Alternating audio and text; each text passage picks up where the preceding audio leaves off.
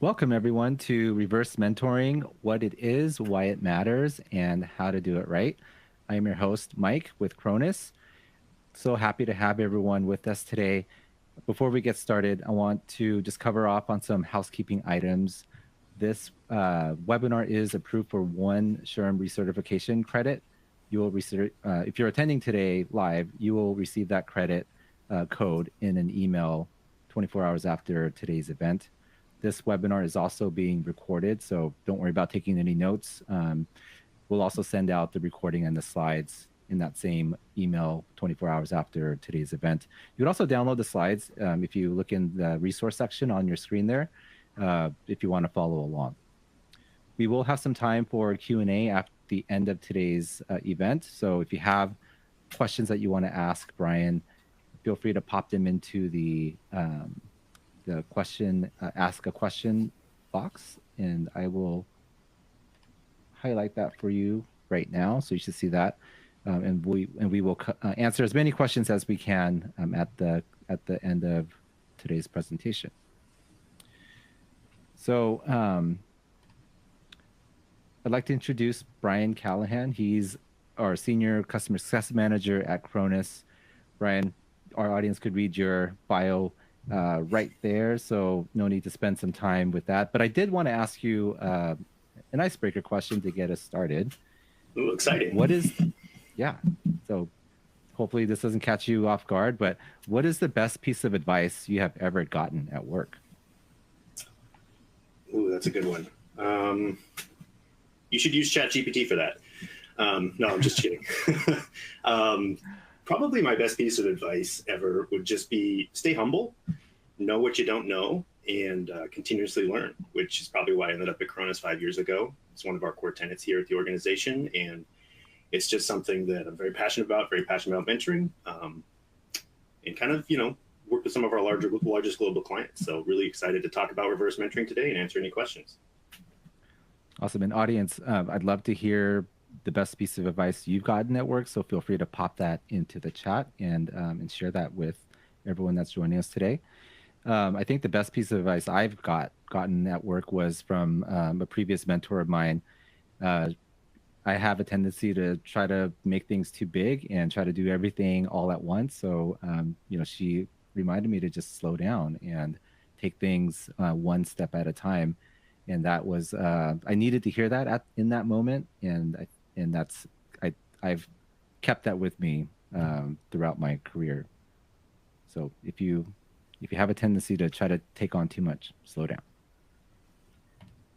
So today we're going to walk through the history of reverse mentoring, kind of where it started, how it became popularized. And then we're going to play a fun game of Chutes and Ladders, reverse mentoring edition. We're going to walk through some common questions and scenarios that we've seen from our customers, and hopefully those answers will help you in your journey with reverse mentoring at your organization.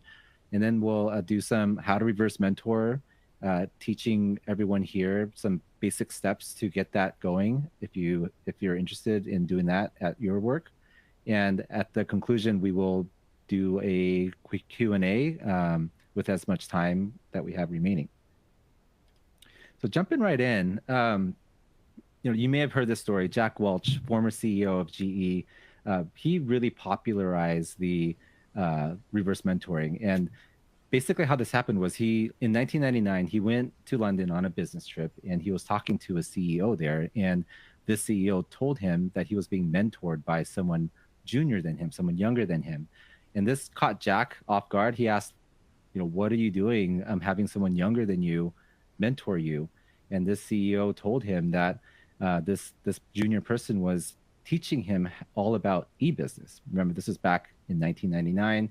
The internet was, relatively in its infancy, and Jack, heard this, and this light bulb went off in his head. And within 48 hours of flying back from his trip, he got 500 of his senior leadership paired with younger members of GE to teach them how to use the internet.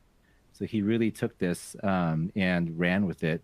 And if you're not familiar with reverse mentoring, basically it takes that traditional model of mentor-mentee and flips it on its head. So now you have the mentees becoming mentors, And there's a lot of business value benefits to this, as well as benefits to the employees themselves. It's proven to speed up learning and boost engagement. And there's a stat here on this slide: 87% of mentors and mentees feel empowered by their relationships.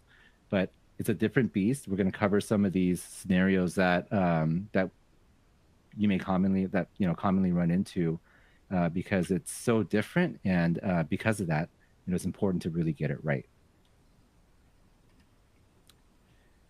All right, so let's play a little bit of Chutes and Ladders. If you haven't played before, this is a great game to show progress, setbacks, and really show your resilience getting from start to finish. And I think this is a great analogy to reverse mentoring. And Brian, did you know that this is only called Chutes and Ladders in the US? I did. I learned that actually a couple of days ago as we were kind of prepping for this. Snakes and ladders pretty much everywhere else outside of the US. They felt that the children in the US would be afraid of snakes. So chutes it is. But I kind of like the snakes better, to be honest with you. Well, I'm glad you you don't slide made down snakes, but fair enough. That sounds a lot more fun than actually seeing a snake, and I'm afraid of snakes, so I'm glad they changed it. So this is a preset game. So I'm going to do air quotes, game. And the way that this is going to work is we're going to show some scenarios, and that's either progressing reverse mentoring at an organization, or setting it back because there's issues that come up from time to time. And then there's just making progress. So I think that's all common within any mentoring program. You're going to make progress, you're going to have setbacks, and then you're just going to continue to move forward. Does that sound okay, Brian? Sounds like a plan. All right. So, it looks like we moved up 3 spaces. That hit a ladder, so we're going to make some progress here. Our people are asking a formal They're asking about formal reverse mentoring programs. Now what? What should they do? Yeah, and it's definitely the starting point. So it's very apropos to begin here. Common question, how do we do it? How do we go about it? And there's really kind of 5 key things to consider when you start out. Number 1 is I would engage a champion and or understand and establish outcomes kind of at the same time. They kind of go hand in hand as you engage with the champion. But more often than not, like a formal reverse mentoring program comes up organically from a company. It might even be you who's actually, helping to drive it.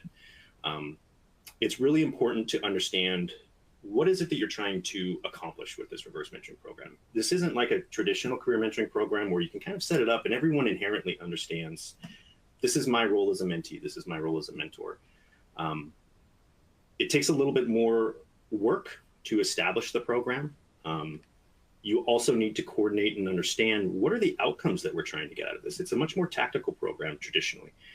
Whether it's a DEI initiative that's driving it, something like bridging generational gaps or connecting and better understanding what's going on with maybe a historically underrepresented population, some of the challenges, wants, and needs that they're facing.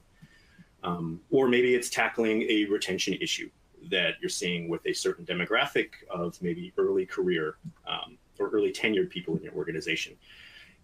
There's very few forums where you can have a one-on-one relationship with someone senior to you, where you can actually communicate and effectively have a conversation around these topics in, for lack of a better word, a safe space, right? So kind of understanding why the initiative is coming up, understanding why you would do reverse mentoring, I would say is key, because you need to coordinate with the champion to really understand that. They might have ideas as well. And maybe it's a committee of champions that actually are coming together talking about what are some of these organizational challenges and how can we address them, and where does reverse mentoring fit into those? It's not for everything, but it's certainly for some things. It could also just be a more straightforward upskilling program, kind of in the case of the origination of reverse mentoring itself, that more upskilling. Newer technologies are coming out. There's a whole new world called the internet out there. How do we get online? How do we run our business on this new platform? The younger generation is going to have a better understanding of the more modern technologies that are coming out. So establishing those outcomes, goals, purpose of the program, and engaging with your champion. The next thing I would say is really designing with intent. Once you kind of understand what you're trying to get at, there's lots of different ways to design a program to get to that goal. But there's definitely some pitfalls along the way, or things that maybe you haven't thought about. So if you don't even know really why you're doing it, you're not going to have success with reverse mentoring. You need to understand its purpose, its goal, and then you need to tailor that also to your audience. Traditionally, reverse mentoring is with senior mentees in this case, and we'll use the terminology senior mentees and junior mentors throughout. There's lots of different ways you can play around with that terminology to make it more inclusive, or less senior and junior relationship in there. But for the sake of brevity here, we'll use that. Determining your audience is really important as well, right? We actually recommend starting with a smaller cohort of participants for reverse mentoring, right? I've seen a lot of programs built in my tenure here at Cronus and just in my other life and previous business life. And I've never really seen a program come out the gate 100% perfect, right? So smalling with a starter cohort does a couple of things. One, it allows you to iterate and really kind of tweak the program a little bit to get it to where it needs to be before maybe you open it up to a broader audience. It's also a good way to build some momentum, because reverse mentoring is not traditional. It's not something that everyone is even aware exists or how it works. It's good to start with a more engaged audience, an audience that's going to be a little bit more willing to dive into the deep end on something, learn and adapt on the fly. A good example would be like ERG participants or something, or employee resource groups, affinity groups. That's a good audience to start with, right, for a more DEI focus. Upskilling a little bit more straightforward. If you find a gap in a particular technology or some sort of methodology that's coming up and you want to target that audience, that makes total sense too. And then the other thing I would consider is the timing, right? Because these are more senior mentees that are coming on board, there are certain times of the year where everyone is super busy, right? Like running a reverse mentoring program, or starting a reverse mentoring program rather, right at the middle of a performance review period, probably not the best idea, because both audiences are extremely busy with their day-to-day work. Or if you're in an industry that really ramps up during that holiday season, probably not a good time as well. So those are some things that I would say you have the initiative, you have the want from your audience or your organization. Those are the first 5 things to really consider about starting a formal reverse mentoring program. Because if you figure these out right, you will have a successful launch, and your program will be kind of already, well, up a few spaces on that game board, as opposed to just moving along and progressing slowly. All right, so we're moving up, is what I'm hearing. So let's see where we're going next. Okay, so it looks like we're just chugging along. We haven't run into any pitfalls quite yet, but we haven't really made a ton of progress. So despite initial interest, enrollment has plateaued. What do you do now? Mm-hmm. This is pretty common with reverse mentoring as well. And you might hear me repeat a few things just because they are the kind of the core concepts here. Since reverse mentoring is not as understood as traditional career mentoring, not everybody's going to be necessarily interested in reverse mentoring all at the same time. There may not be the appetite for it as much as there would be for traditional career mentoring. So it takes time to build. It takes time for momentum to build, rather. And it may not be an interest to everyone at any given point. And if you are targeting a specific audience, there's only going to be so many people within your organization that has that, right? Now, there is means in which to go out and strategically recruit, right? Let's say you enroll a bunch of your junior mentors and your senior mentees, and you're noticing, I have a lot of mentors that can help with this, but not a lot of mentees that are asking for that, and vice versa. I have a lot of mentees asking for something in particular, but I don't have a lot of mentors that are willing to have those conversations in an open kind of forum, or one-on-one forum rather.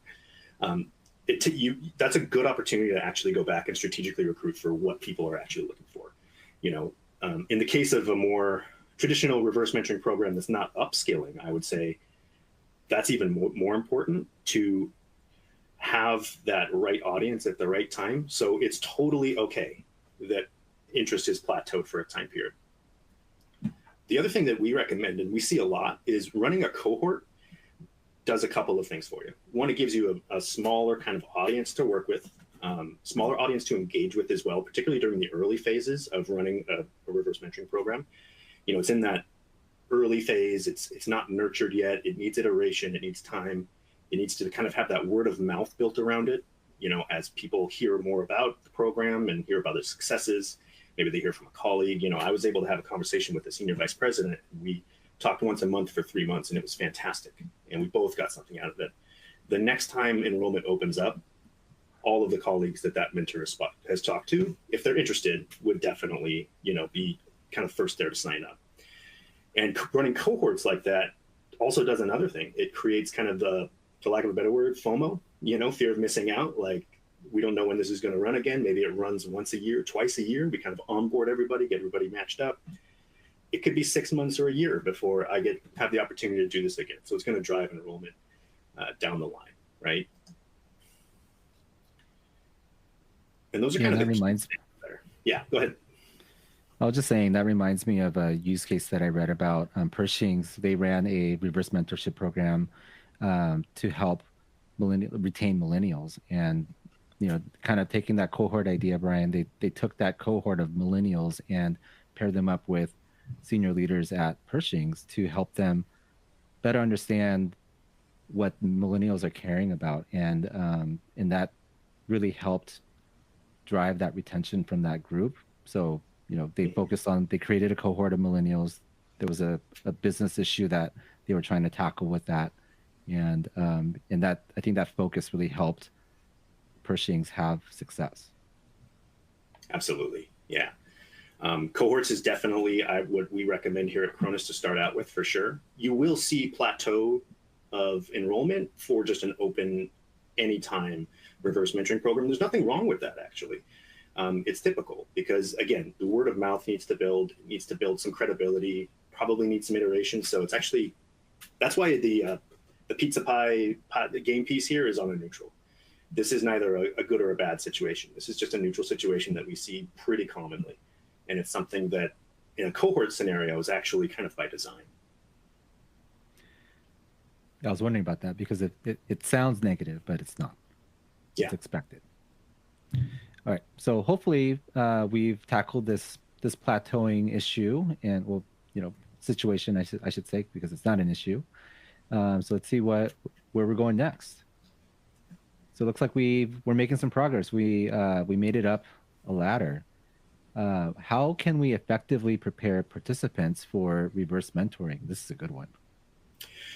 Yeah, this is probably one of the most important steps after you've established, like, okay, we're going to do this program. We're going to move forward. We kind of are started already designing. We know who our participants are going to be, or at least who the potential participants are going to be. This is really the most critical next phase because it is a paradigm shift from traditional mentoring, and change is not easy. It's not something they're used to.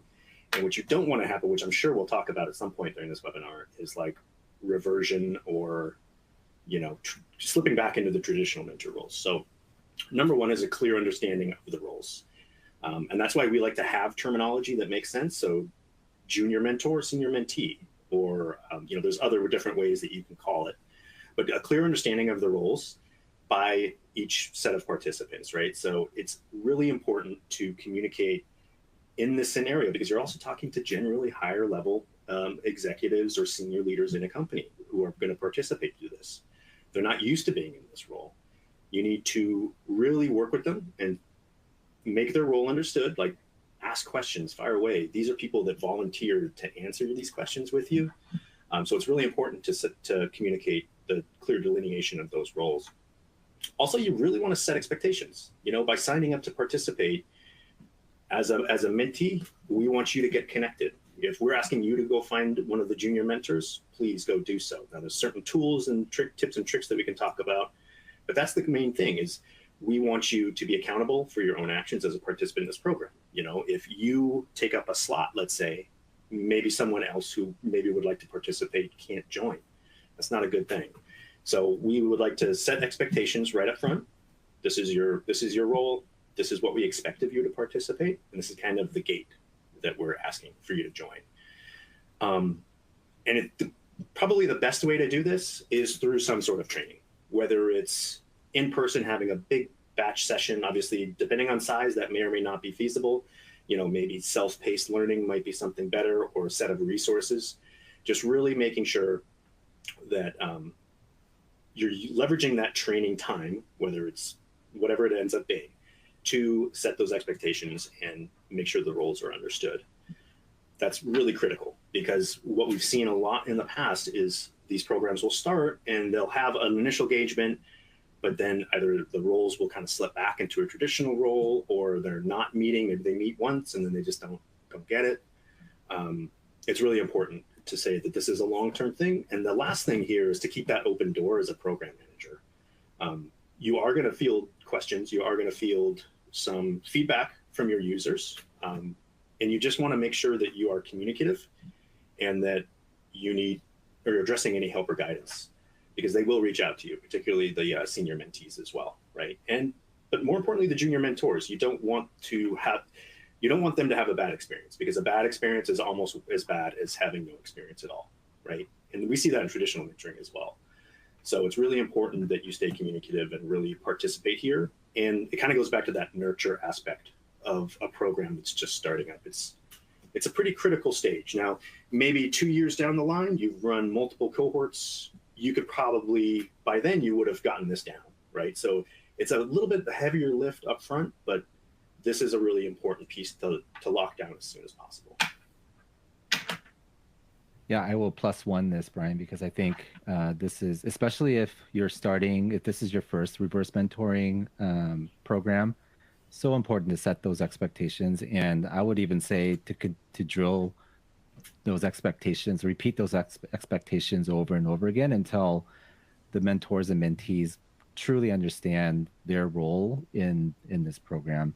Because I think I could only imagine a senior leader, being in this type of mentorship program and reverting back to what they're most comfortable with, and not having that open mindset to learn. And I see that, Krista in the chat here, grow a thick skin. I think mentees in this scenario, you may need to do that, because they may not necessarily be ready to hear some of the things that they will hear in this type of program. Yeah, and actually, Rachel said, bring your authentic self to work. That's really important for the mentors as well, to be open, authentic, and just communicate effectively. Yeah. All right, so we've tackled this. We're moving up. So let's see where we're going next. Yeah. Oh no, looks like we've hit our first snake. We're sliding back. Our senior mentees aren't taking the initial steps to get engaged. What do we do? Yeah, and this is a snake that I think pretty much every reverse mentoring program that I've ever personally worked with, I can't say every program out there in the world, but definitely my experience, this is some sort of an issue that needs to get addressed at some point. The first component is, remember your audience. I mean, we're talking about senior managers, directors, vice presidents, et cetera. They don't necessarily have a lot of time, or don't think about in their day-to-day to go in and check like a software platform, for example. Or they need to constantly kind of be reminded, or they need to take one action and then they're going to be fine.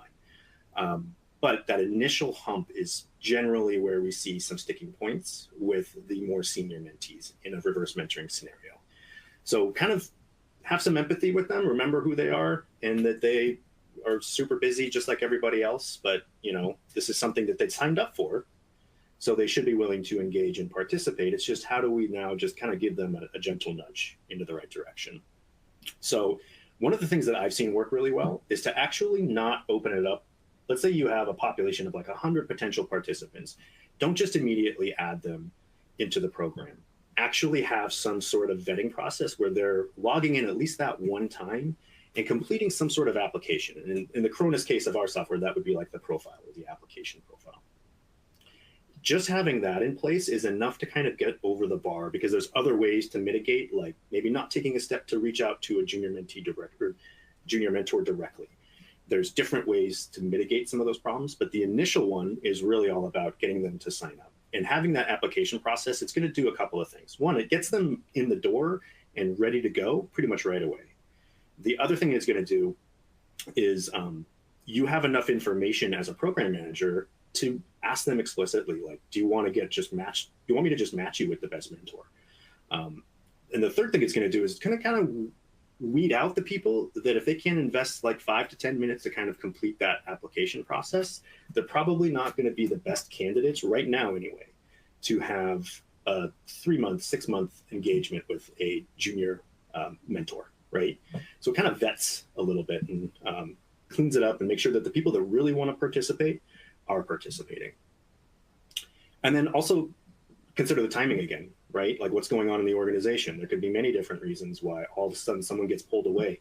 Maybe there is a shakeup, a new project, a new initiative that they took on. There could be a myriad number of reasons as to why they're not taking that next step. And in that case, it's more about just reaching out directly and figuring out, how can we help?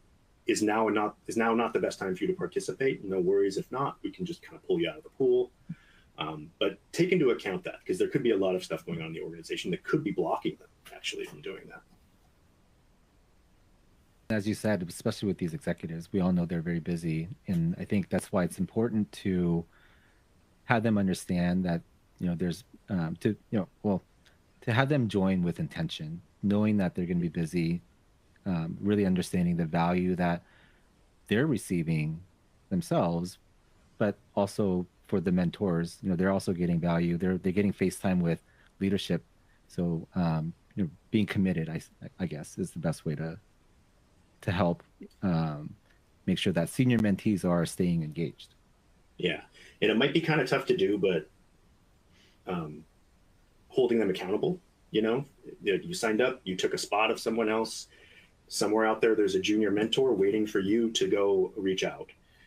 You need to take 5-10 minutes and at least take this first step. And then once you kind of get started, you'll find that, 1 session a month, 2 sessions a month, or however you end up coordinating with your mentor is going to be beneficial to you both, right? But generally kind of that, for lack of a better word, lightly shaming and holding them accountable tends to work actually really well for that audience, right? I wouldn't say the same for the other audience. I would definitely say the same for senior mentees though. Yeah, just reframe the value. Yeah. You put it better than I did. I just listened to a podcast about that. That's what's top of mind. All right, so we've dealt with this. Now senior mentees are engaged, they're rocking. What's next? We're making progress. We're moving up the ladder. So this is an important one. How do we remove unconscious bias from the matching process? And this is kind of a tricky one because there's actually there's quite a few reverse mentoring programs that I've seen where they actually want some healthy bias in place. And I'll kind of explain that here as we go along. But definitely in like a self-matching scenario where the mentees are reaching out to the mentors, there's some very simple things you can do. Number one, you can ask the right questions right from the get-go. And this is where thinking about your outcomes also will help program design and design your profile questions, the questions you're asking when you onboard users. What are they looking to get out of it? And the more explicit you can be for like a DEI program, and particularly for like a upskilling program, the more specific and the more options you give them, the better the matches are going to be. And I'll give you a case in point. Like, let's say I am a senior mentee, and you know what I'm really concerned about from an organization perspective? I'm really concerned about the attrition rate of our newer employees. Like we're seeing, everyone I think by now has heard of the Great Resignation. We're seeing much higher turnover in that early career phase with an organization. Well, if I am a senior mentee and that's something I'm really passionate about, I need to be able to find that right person. So I'm going to need to know how long they've been with the company. I'm going to need to know some more details. Or maybe I am a person that is from a historically marginalized community. I want to match with someone and I want to learn from maybe someone from a different community. The more you can be prescriptive and allow them to find the right mentor in this case is actually good. And that's a good bias. What we don't want to have is unconscious bias about preconceived notions, certain things around demographics that really aren't relevant for the program, particularly if that outcome is not really part of what we're talking about here. So there's different ways to do that. Number one, you can design the profile the right way, but then also you can obfuscate a lot of the stuff from the profile. So if we think about a standard, like I'll use Cronus as an example. Standard Cronus profile takes 5 to 10 minutes to complete, but there may be 10 or 12 different profile components. In a reverse mentoring program, you probably only need 3 or 4 to make a good match. And all I'm concerned about is what I'm interested in versus what I want to, or what the mentor wants to talk to me about as well. So you can just eliminate all of that other stuff from the matching process. And actually, one of the things I have here is consider anonymous matching.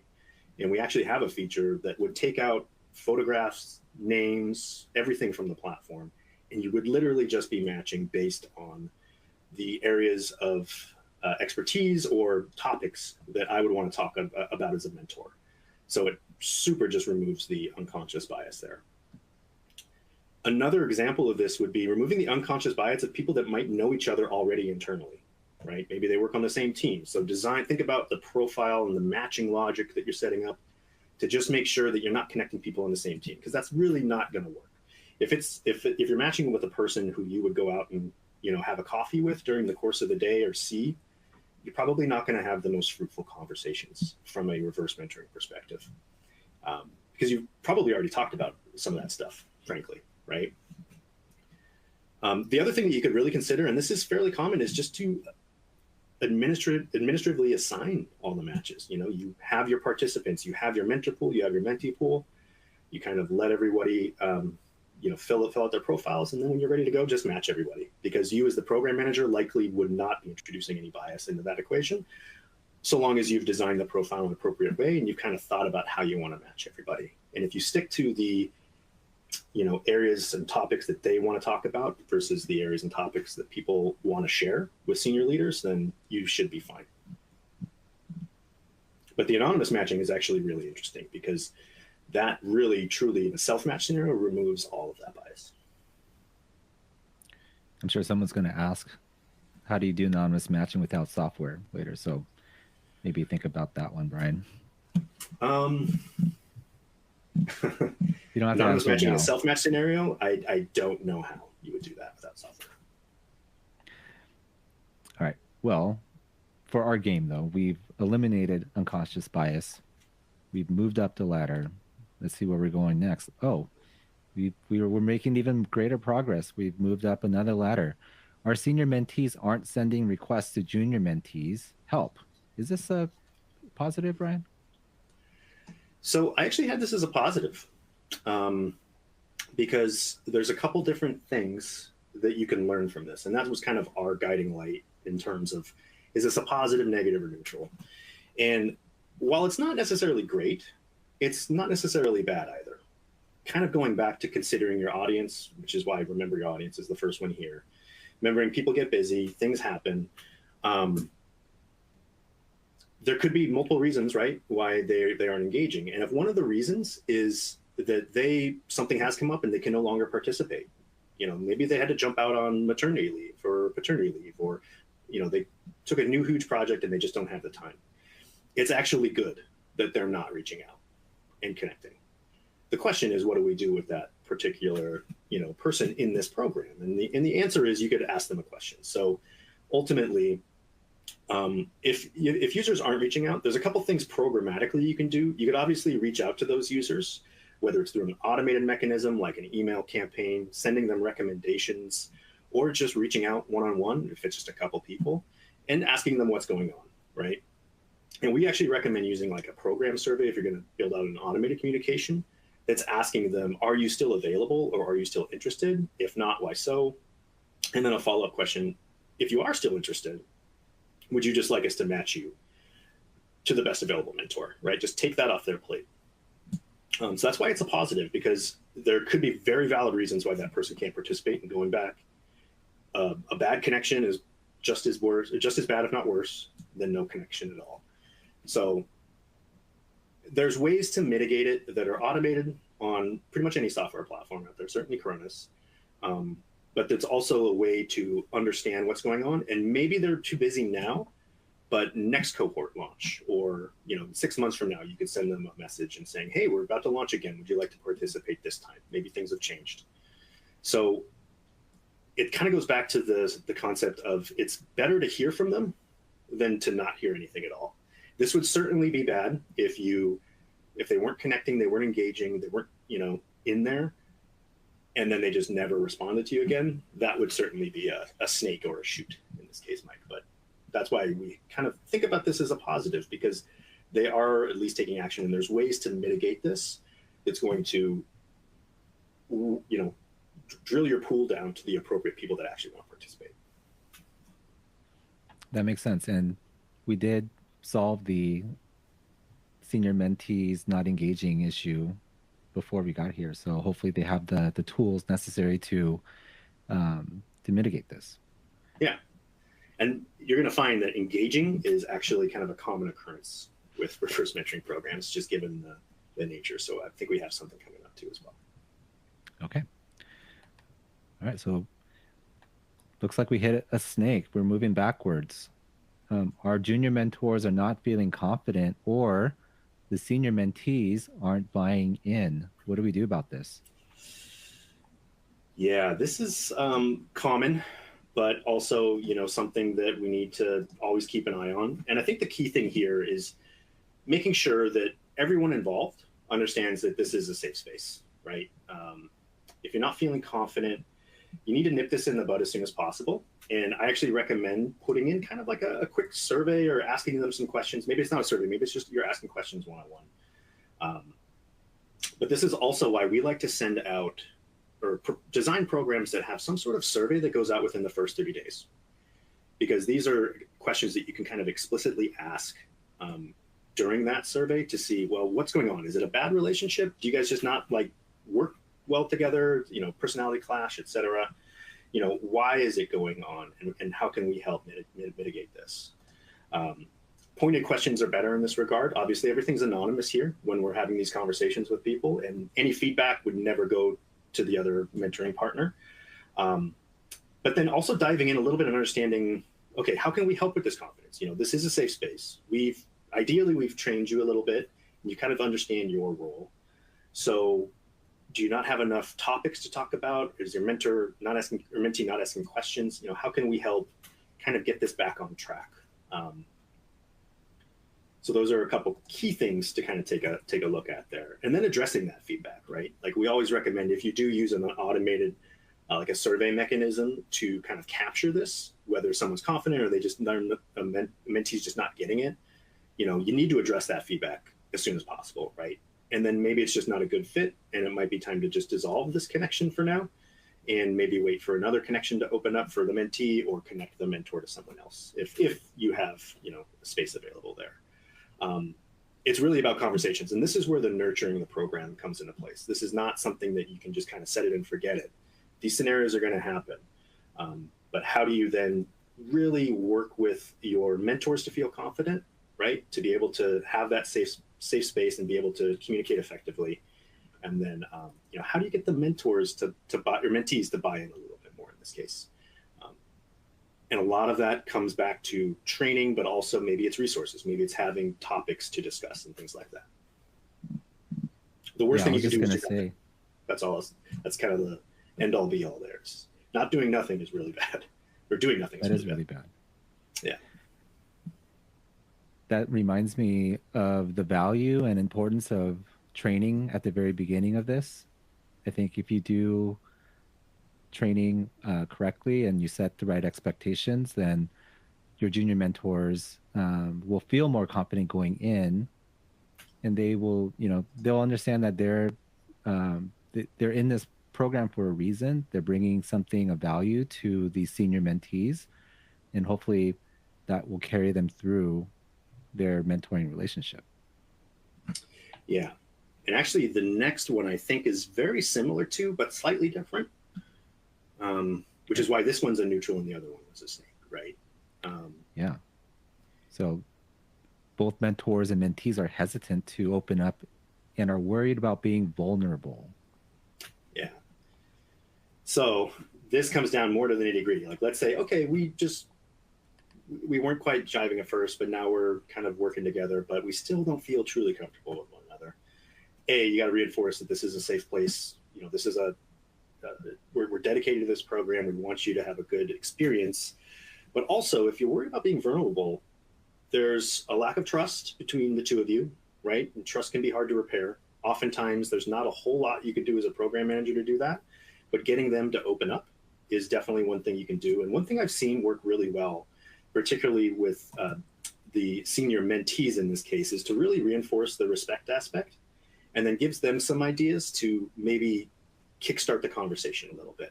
So outside of just, here's some sample topics to talk about, there's something called a clean sheet exercise, and this will be included in the deck in the comments. I believe it was McKinsey had a great article about this.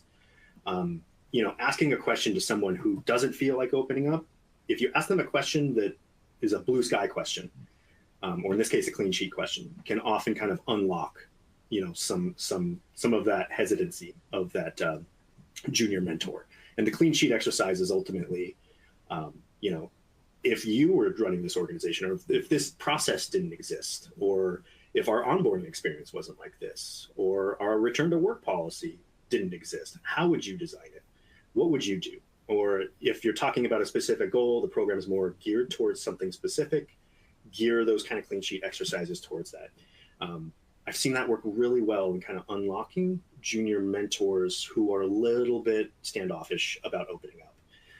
And then really reiterating to the senior mentees that, and this is challenging for a lot of executives, because kind of the longer you live in your career, it's harder and harder to accept feedback, right? So you have to be open to feedback. This is a conversation. The purpose of this program is to get you out of this comfort zone a little bit. And by engaging with the senior mentees a little bit on that regard, tends to get them to kind of approach the mentor a little bit differently. And then that tends to unlock things too. Unstuck them, maybe is a better word. And has thick skin, as Krista shared earlier in the chat. There you go. The topic of vulnerability reminds me of another point in that Pershing's use case that I mentioned.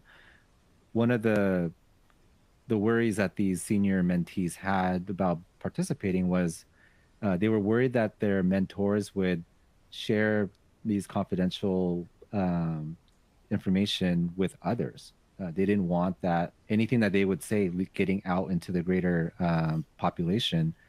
And but the good news was that never happened. And this is all in an HBR article that I could share.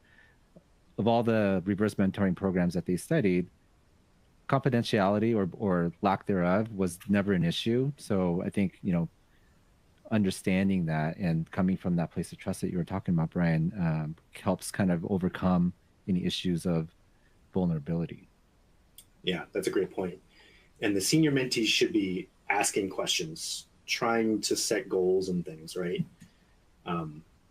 So it makes sense why that doesn't come up very often, or hasn't come up particularly in that case study, simply because if the roles are being worked right, and people are acting within their roles, and there's that trust and respect for one another, really, why would confidential information like that be coming out in those conversations to begin with, right?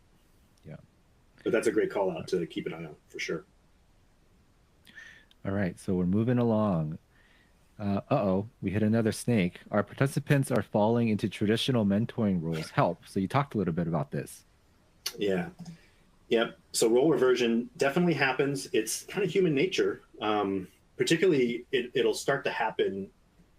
Let's say it's like a 6-month kind of connection that you're asking of junior mentors and senior mentees to kind of work together on. Maybe the first couple conversations are great, but then they just start slipping back into those role reversals where I, as the senior mentee, am trying to give advice to my junior mentor. And that's really not the purpose of reverse mentoring. That's just a mentoring relationship at that point.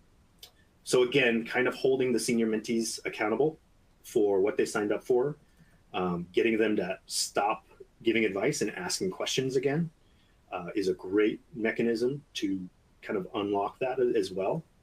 And how do you figure this out is the best way to do that is through some sort of feedback mechanism. And we generally recommend for a term length of 6 months to a year, let's say, a survey at the beginning, a midpoint survey, and then a closure survey. The midpoint survey is generally when those traditional roles start to slip back. So we recommend having some sort of question on that midpoint survey, that check-in, to ask the mentor in this case, kind of explicitly, like, how is your mentor going about these conversations? Or, are you being asked questions? Things like that, to try and see if that's happening. And then keeping an eye on that when those results start coming back in is a really great way. And then for anywhere that is starting to happen, you can see it, and then maybe you reach out to the junior mentor and they kind of confirm it. Then it's about going to the senior mentee and just asking them to start asking questions again and really start, resetting, recalibrating the connection, if you will. But it's going to happen. I've never seen a program where that hasn't happened once, at least. So you'll be in good company if this happens in your reverse mentoring program, because it happens to everybody. So don't worry about it. We'll worry about it, but don't stress out over it. It's really hard to undo, in some cases, decades of experience in your career. Absolutely. Yeah. All right, so we fixed this. Everyone knows their role. We're moving on. Our users are connected, but I'm not seeing any engagement. How do we fix this? Yeah, so here's the question, and this is kind of the $1 million question with a lot of any software you use, or if you're not using software to run a reverse mentoring program. How do you measure engagement? Because tracking things in a software platform like Cronus is not necessarily the end all be all of a successful or an unsuccessful mentoring connection. I have remember your audience written here again, because if I am a senior mentee, am I going to just reach out to Mike, to you, to get your perspective on something, or schedule a meeting, or confirm, maybe say, hey, you want to grab a cup of coffee? Those are things where if people are really far apart and they don't know each other, that's what the platform is there to connect people on. But the actual engagement is measured by asking the end users exactly, how many times did you meet? Are you engaged? Was your mentor responsive? Was your mentee responsive? What was the quality of these conversations?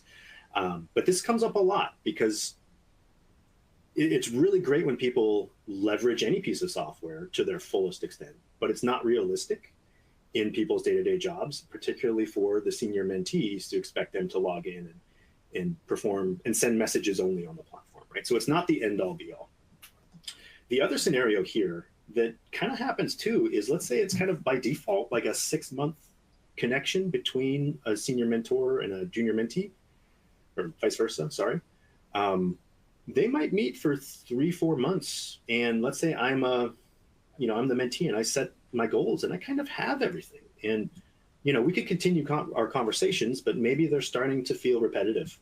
It might just be time to say, well, we're kind of at an impasse here. Not that we haven't both had a successful mentoring connection, but there's no reason to continue on if we kind of already got the goals that we discussed and planned about at the beginning.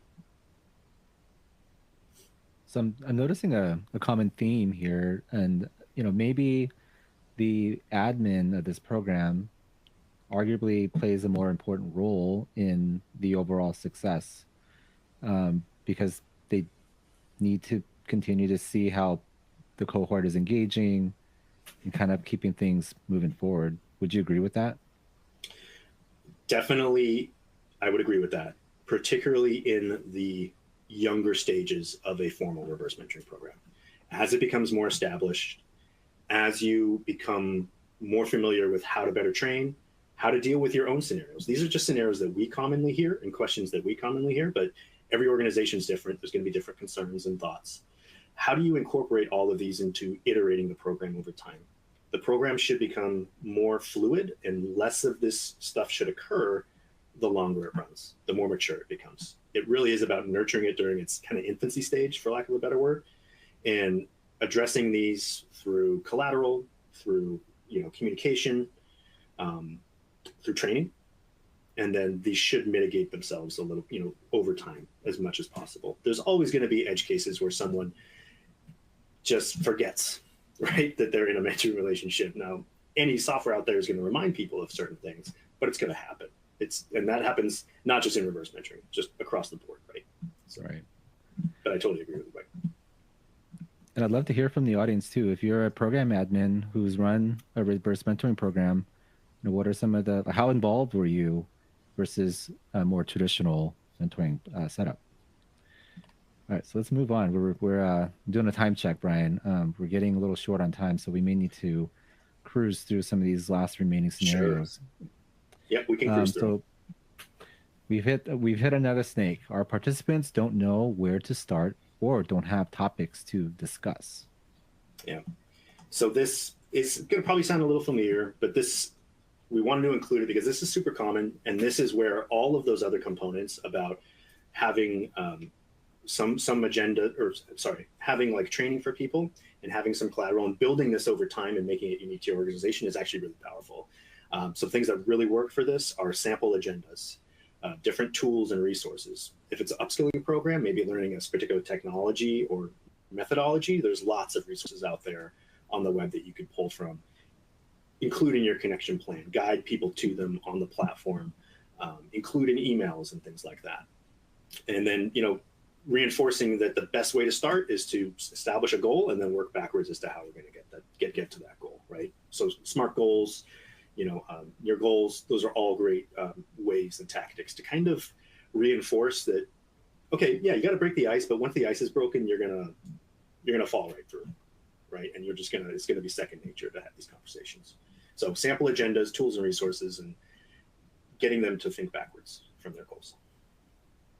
Okay, so we've overcome this obstacle and we're moving towards the finish of this game. What is my ROI of reverse mentoring? Yeah, and that's a big question. There's lots of different ROIs out there. Going back to what you are trying to solve, the purpose of the program, that should define how you track your ROI.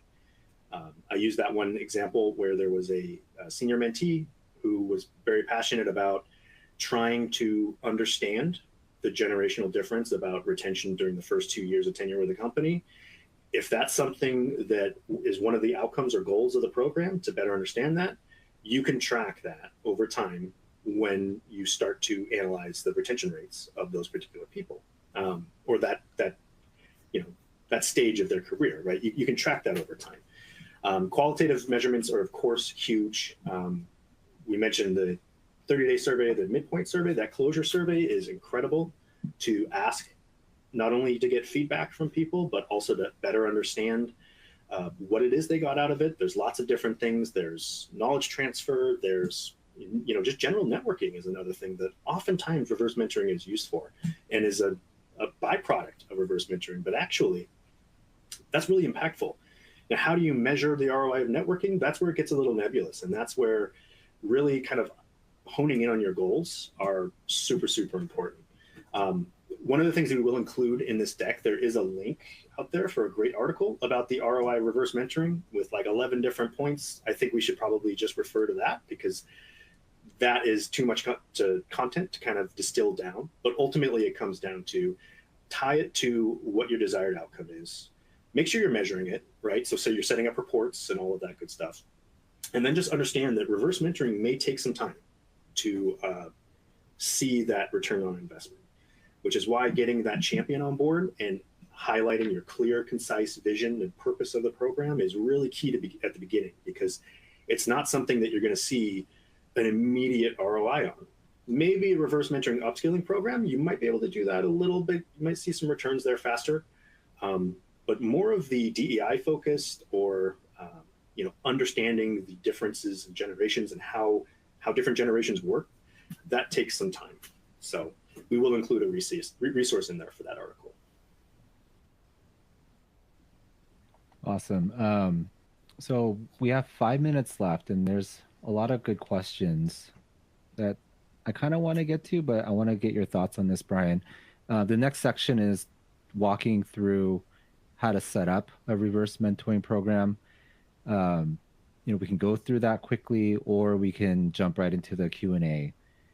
If we choose to skip this, then maybe we can record that section offline and then send that in the follow-up. What do you think? Yeah, we can do that. And honestly, the next section is kind of a distillation of what we just talked about ultimately. So Mike, I think it's fair that we can just kind of jump to the Q&A and be a little bit more. Okay, great. Audience, I hope that's okay with you. I kind of made an executive decision there, but we will definitely record that how-to section and send it in the follow-up. All right. So before we get to the Q&A, I just wanted to quickly give this audience, a brief chat about who Cronus is. Like, what do we do? We develop award-winning mentorships software to help organizations scale and grow their mentoring programs. Brian mentioned a lot of the great functionality that our platform helps to just help drive engagement. Some of the greatest brands in the world use Cronus to help power their mentoring program. So if you're interested in learning more about how Cronus can help you, feel free to hit that request demo box that you see on your screen, or after the event, there's a post-event survey question in there. So you could just let us know if you're interested to see our platform. All right, so we have 4 minutes. So let's try to get through as many of these questions as we can. If we don't end up answering your question, we will respond via email. So don't worry, we will definitely get your question answered. I want to start off with a question from Evie. I'm going to paraphrase this. And this is about mentors and mentees falling into a more traditional role. She's wondering if calling them mentors and senior mentees could be causing some of that. Is it better to call them something else, maybe just mentor mentee, to prevent that from happening? Absolutely. Yeah. And really, we were using the junior mentor and senior mentee for the purpose of this call. Typically, we do see it differently. That's a great question. A lot of times it is just mentor and mentee. The main thing there is then you just need to make sure that the communication and the understanding of the roles is addressed in some other means so that they don't fall back either way. But yeah, absolutely. There's a couple of good examples. Off the top of my head, they elude me, but Mike, let's commit to follow-up. I have them written down somewhere and we can definitely get them. I've seen some really great examples of people using different terminology that made sense to both audiences, but it took that bias out of it for sure. And I do recommend at least playing around with something, trying to think of stuff. Yeah. All right. This next question was asked in the audience chat. And this person asked if for any of those who ran a reverse mentoring program, if they could share any best practices. I know we have tons of customers who do this. So Brian, just real quickly, can you share a couple of best practices that that our audience could take back? Yeah, for sure. And I actually might combine this with another question that we saw. What type of matching should I start with? Best practice number one is define your audience really clearly. Start small and work your way up. Don't try to eat the whole apple. I know one of the, I think it was Mike actually, your best advice was don't go too big, right? Start strategic and start a little small, build that momentum. Use a cohort for sure to start out with is what I would recommend, and what we generally see work best, particularly for new programs. What type of matching? Generally, what I've seen the most success right out the gate with that hybrid approach, where you open up enrollment. Once your user's enrolled, you open matching, and you allow the mentees that want to match with whomever they choose. But then there's a cutoff date where you go in and you basically administratively match the rest of them. So everybody participates. You get kind of a full spectrum of all your participants, but you are allowing for those early birds to kind of get the one. So I would open it up with self-matching, but then admin match the audience at some date before you kind of close the cohort, right? That's what I would start with for sure. And then kind of drilling back, training and resources are probably your two biggest things to make sure that people have a positive experience. This is going to be our last question, unfortunately. This is a really interesting one. Tisha asked, at a previous organization, they utilized reverse mentoring for DEI efforts. There was one senior mentee being mentored by 2 to 3 junior mentors. What are your thoughts on how this impacts the power dynamic? Yeah, we didn't even talk about group scenario here. I think group scenarios are great for reverse mentoring because you're kind of, if you put yourself in the perspective of that senior mentee, you're getting multiple perspectives kind of at the same time. You're also eliminating some of that hesitancy to maybe speak up. You know, you can kind of for lack of a better word, kind of team up on the senior mentee in this scenario, and really, play off of each other a little bit. And what one mentor says might influence and might spark, inspiration for something else. So I actually think group reverse mentoring is fantastic. Would I start with group reverse mentoring? Maybe. I think if you have everything that we kind of talked about today all lined up, and you feel comfortable and you're taking all those steps, then I think you're safe to do it. The only reason I'd be hesitant or have any hesitation is simply because if you get one bad apple in that bunch, it's a much worse experience at an exponential level based on how many people are in that group, right? So I would just make sure that you have everything aligned up in terms of your training, collateral, your audience, and everyone understands what's going on before you do group. But absolutely could be possible. Awesome. Well, we're over time, so want to wrap this up for everyone. Audience, thank you so much for spending an hour of your time with us today. Brian, it was a lot of fun going through these scenarios. Makes me want to play Shoots and Ladders with my kids. So hope everyone got some value out of this, and thank you very much. We'll see you next time. All right. Thanks, everyone.